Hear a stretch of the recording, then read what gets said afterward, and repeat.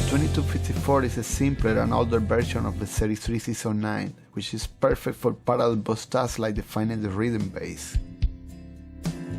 For me, a good starting point is a ratio of 3:1 and release at minimum or auto. The fastest speed is going to be the same anyways. To begin, take a look at the needle and adjust input to no less than 6 to 12 dBs of compression. Less of this in parallel would be useless.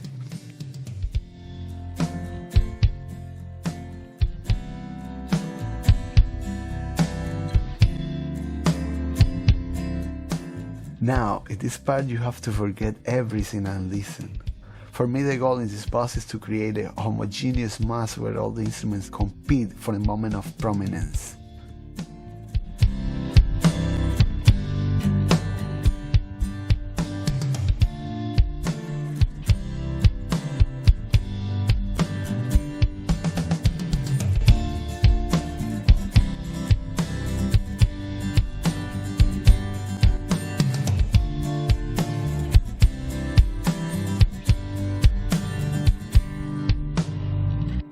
The extra 90% is finding the groove and following it with the compressor so that we can gently shape it into whatever we want.